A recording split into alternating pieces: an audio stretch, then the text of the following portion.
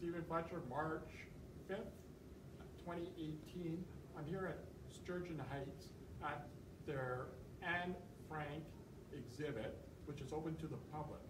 Now, we've already done a video about the exhibit. There's another dimension to the school program here, and I will ask Mr. Capital P and Aaron to explain it, but it's, you know, let me just put it like this. Most schools, or a lot of them, they go to Banff, not Sturgeon Heights. They go on their school trip to Germany, sometimes Poland and Czech Republic, but Germany. Not the first place a lot of teenagers have on their to-go-to list. Why Germany? Mr. P? Why Germany? Because Germany is the birthplace of Nazi Germany, and we have to definitely draw between Germany today and Germany back then. And our trip, when we go to Europe with the grade 11 and 12, it's a 10-day trip that usually take over spring break plus two to 3 days after. So the students are giving up the spring break, so are the teachers.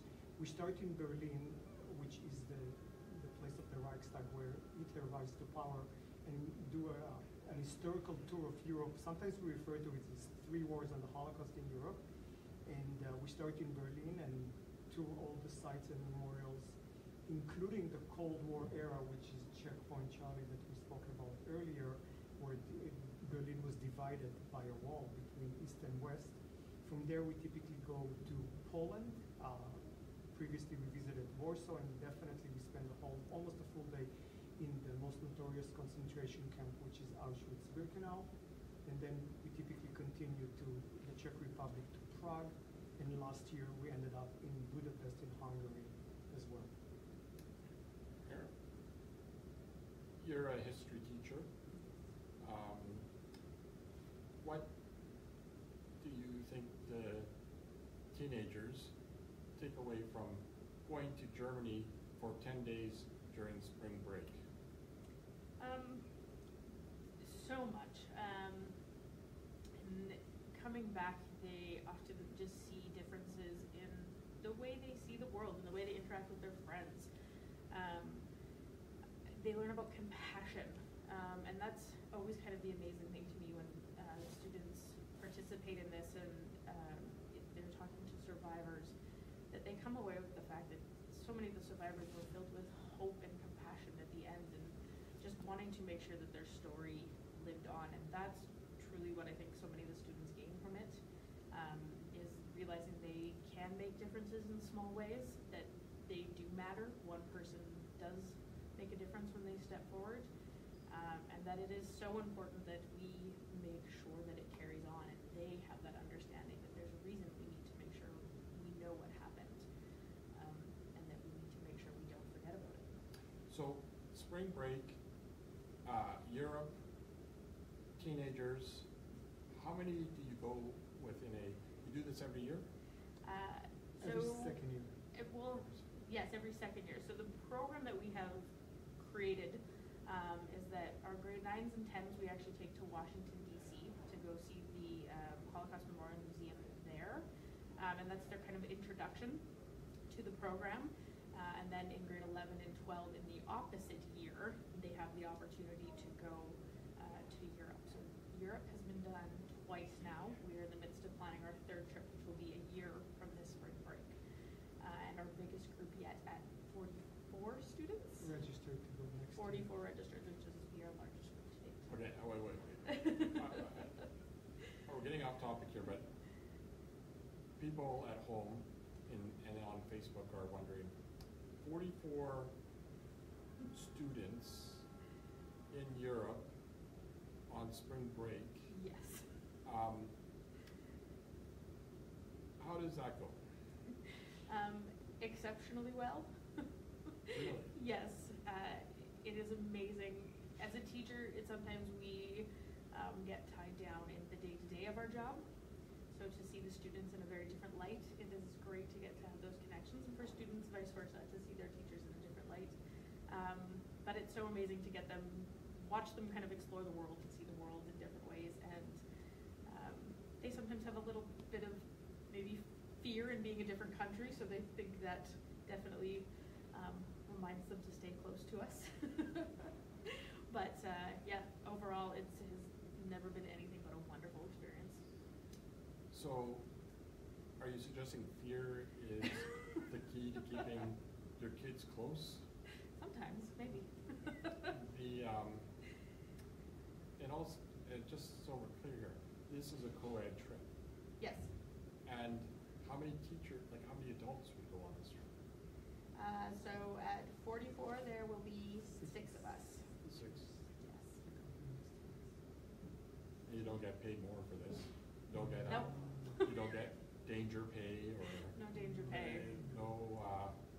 no medal of freedom or No, I get sad looks from my son that I don't hang out with him at spring break. So you are making learning more than just 2-dimensional, 3-dimensional, and 4-dimensional if you include time as the 4th dimension.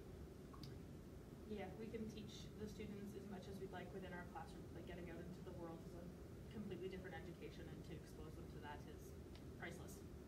And of course, everyone after they go to class, they're in the world, and education for the rest of their lives. Well, education is the best investment society can make in an individual, and education is the best investment an individual can make in themselves. And may I say, you both and the whole Sturgeon Heights teaching team do an outstanding job, and you go the extra distance. No one will say thank you, especially teenagers. I'm not a teenager, so. But they do. They do say They thank do you. because they get involved. I think our biggest reward is when we take the classroom into the real world, and in this case, crossing the ocean to another continent. And it's a very complex continent, Europe. Through the history, we walk the footsteps of the victims, but also of the soldiers. And this exhibit, for instance, is supported by Veteran Affairs. So we're honoring Canadian soldiers and British and Allies and Russian soldiers who fought against evil Nazi Germany. But the biggest reward is seeing students engaged in various activities once they leave the school. So I think it's fair to say we plant the seed, but we see the end result because they are very much, and many of them at post-secondary level choose to enroll in the Human Rights Certificate program at University of Winnipeg, among others, and just so many other activities and just cause and social justice activities they take part in. So I think this is right. In summary, this is our biggest reward. So the teenagers at Sturgeon Heights eclipse expectation by saying thank you to their teachers. There you have it. March 5th, 2018, the Anne Frank exhibit here at Sturgeon Heights, open until the 15th of March, goes from Europe, and anyone can come until 7 o'clock, any day, at 7 p.m., not 7 a.m. Like, there's no threat of anyone coming in at 7 a.m. I hope not. Let's but thank you, and what a great job you guys do, really. You really do.